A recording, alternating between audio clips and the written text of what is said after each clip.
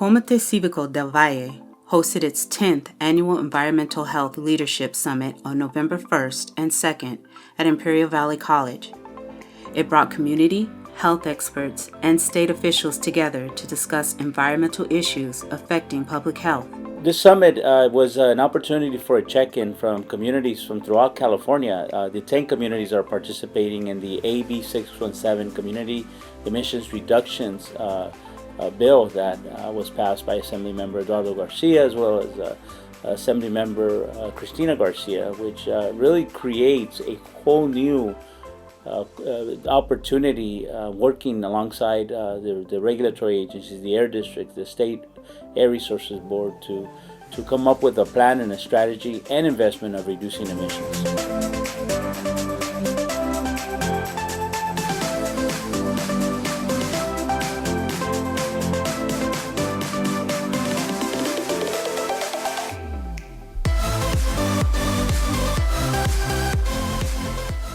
Let's take a quick look at some of the highlights of the summit.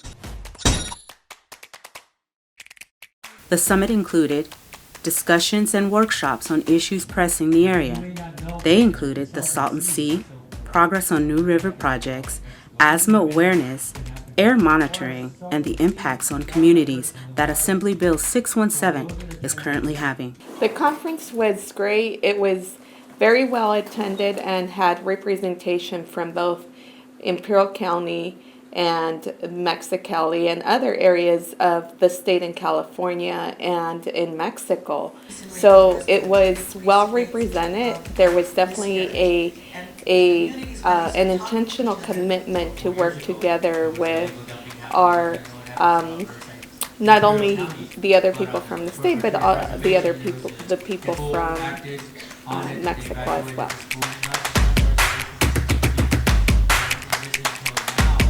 We made history because this is a once-in-a-lifetime opportunity to bring very key stakeholders that come together with our communities that are impacted by environmental racism, by disproportionate exposure to toxins, to contaminants that are making our communities sick. And we had people here that were willing to listen.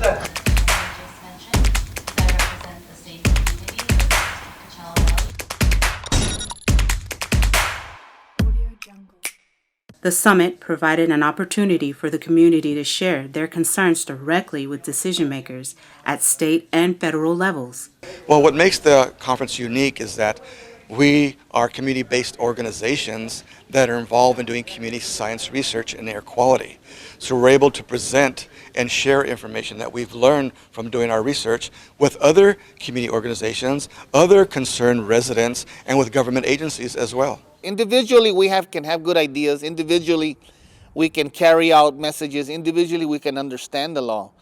But unless we join together and say and demand that we need things to be taken in the context of how people are being impacted, that's what's important. And that's what you saw here. The public also learned about resources, strategies, and tools available to them free of charge that could help them become involved in making their environment a safer place to live. It's an awesome opportunity to bring leaders, elected officials, agency heads, and others that work on the matter of environmental health. It's a productive convening due to the fact that you have a diversity of folks from various types of entities coming together to discuss critical issues in regards to the health of our communities, of which are disadvantaged, of which are vulnerable, of which are hardworking families that are disproportionately impacted by pollution, by lack of infrastructure, by resources, public resources that our families should have. You know, of course, we're focusing on the issue of toxics, the lack of regulation, or the need for stronger enforcement, and perhaps new legislation or laws to be able to protect familias, campesinas throughout our state, and also having discussions on a program like AB 617, which is a community air quality monitoring program which has provided a huge opportunity for a lot of communities throughout the state. My community as well, on the west side of Fresno County and Kings County. We manage the AB 617 project. Comite Civico is an organizing environmental health association that has made contacts throughout the state and nationally and now binationally, and are making an impact, and that's how, by involving those impacted. An informal discussion between a panel of government leaders interacting with the audience regarding the overall environmental justice efforts in California. The success of this year, it comes in many forms. You know, first is we having the convening power and the support from top level officials who are making high level decisions in California. We had Secretary Jared Blumenfeld. We had Chairman Mary Nichols, very powerful position she holds at the California Air Resources Board, and being one of the agencies that are tasked, not only being a regulator for the state of California, but an example worldwide in reducing emissions, greenhouse gases, regulating those emissions that are affecting the most vulnerable populations in California. Having Assembly Member Eduardo Garcia and the California Natural Resources, because our reality is that we have to bring in natural resources into this conversation, and natural resources has to have the ability to interact now with public health, with wildlife, habitat, and be part of also that conversation of how we manage our natural resources such as water and our air supply. We can no longer talk in very isolated, very compartmentalized spaces. We have to all work together for us to have a more sustainable community here and everywhere that is dependent, that shares the air basin in the region. I think it's a great opportunity for the community to come learn about the environmental justice issues that affect us. Air pollution, we have things like the Salton Sea and other issues like water quality and our environment that it affects all of us. So it's a great opportunity to come learn and learn about the projects and different activities that are being done to help mitigate these problems.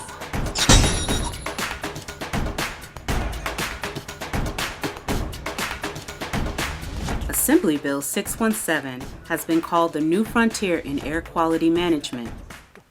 This session explained what the program is and how 10 communities in California were selected to be the first to implement this new approach in addressing air quality concerns. The communities that are currently doing this work throughout California, it was wonderful to learn about their experiences.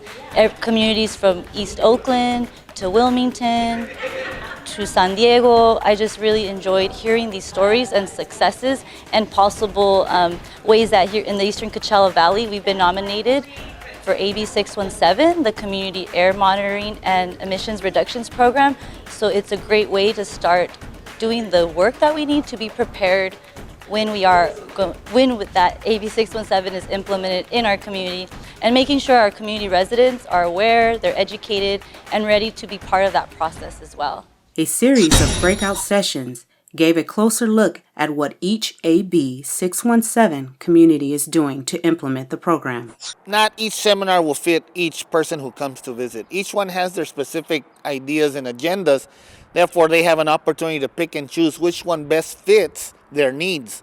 And they can gather information from different workshops and find out the information used in those workshops that might fit their needs and their agenda on their issues as well. The networking and the relationship building between those that are the advocates and the leaders at the community level and those that are the leaders and administrators in the agencies that deal with the issue of enforcement and accountability with corporations, And of course, the role of the community leader is to ensure that there's accountability not just with the corporations, but also with the agencies, so that they hold accountable the companies that are not doing what they're supposed to be doing in a way that makes sure our families are healthy, right? And there's no excuse to be polluting in the community or directly into the lungs of children, but that's what's happening still. And so environmental justice is a critical matter that also regards climate justice.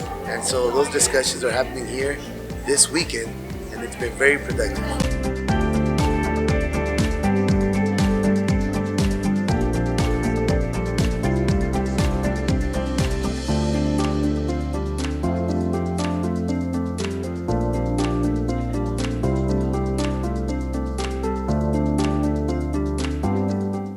Statewide Community Perspectives on AB 617.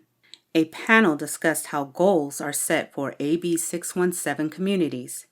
It explained how progress is recorded and discussed the many challenges facing the program. Pollution has no borders, and I think that's one of the challenges that now we need to get our political structures and our institutions to recognize that we need the flexibility to operate and to enforce in a binational collaborative manner. And there's always what we call the epiphany factor. People who have thought about this, people who want to be engaged, but have not found what it is their role should be.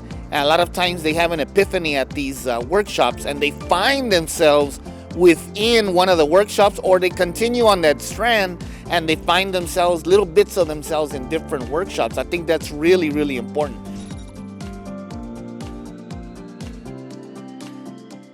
Air quality districts discussed the many lessons learned implementing AB 617 in their areas. They compared progress and challenges each one of them faced in their individual districts. We will continue working to support this effort because it impacts our entire community. As Imperial Valley College, it's important that our students understand what are the hazards that we breathe on a daily basis. What can we do, especially since our students will be our future leaders and professionals. If you experience something as a child, as a youth, you don't forget that. And in my particular case, when I was 17 years old, we lived across the street from an oil refinery. Well, that oil refinery exploded. 3 of the big round fuel tanks that you see exploded, all within 5-6 minutes. All 8 members of my family were burned with 1st, 2nd, and 3rd degrees. My abuelita, my grandmother, who was gardening outside at the time, was burned with permanent 3-degree burns from her neck, shoulder, and arm. And over 200 residents were burned or injured as a result of that explosion. So that's why I recognize these types of dangers from industries, because I am a survivor of one of those.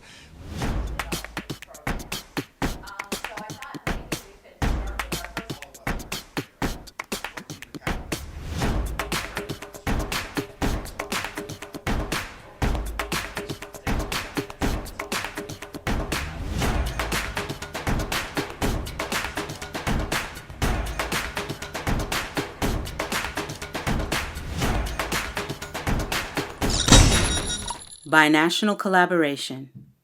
A panel of representatives from both sides of the border discussed how binational and state-to-state collaboration is essential to put a stop to air and water pollution which crosses the border. Binational collaboration is the only way that we're going to be able to get to the bottom of the situation. It's the only way that we're going to be able to engage the people that have the power to make decisions, but also it speaks to the fact that this community is a border community, and being a border community impacts every aspect of a person's life and also of the community. A lot of times we make the mistake of thinking that the border impacts only affects the Mexicali or the Imperial, but it doesn't. Our reality is much different. Our air basin is made up of Mexicali, Imperial Valley, and the Coachella. And we're just basically like a bowl that, any pollution coming from the metropolitan areas, whether it's the Los Angeles or the Inland Empire, it all pours into this bowl in which we live. And the pollution just circulates. So when we talk about pollution has no borders, is that the pollution is transporting on both sides of the border, and we have equal responsibility to reduce those emissions so that we're not affecting the population on either side. In California, like for us, an example, not only California, but the entire United States has a responsibility for the residents living in this region so that we have the same protections that anyone else in the entire state of California does. We know that we live in such close proximity to Mexico, to Mexicali, and that collaboration is critical as we are trying to address the pollution in the air that's definitely impacting our community tremendously, our children and families. And it was great to see participation from both Mexico and California. The water, the air, it doesn't matter. It's going to be affected despite borders, despite any of that, right? So we need to understand the complexity of the issue and develop strong relationships, collaboration, and open communication to resolve these long-standing problems. The World Cafe Sessions. A series of sessions on the second day of the summit offered a look at a variety of important issues.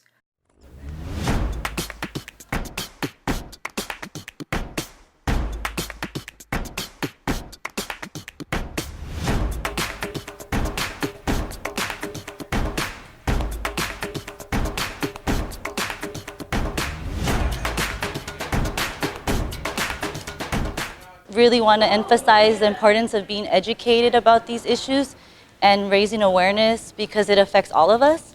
And so the air we breathe, the water we drink, right, we are all a part of nature. So if the elements get sick, Mother Earth gets sick, we all get sick.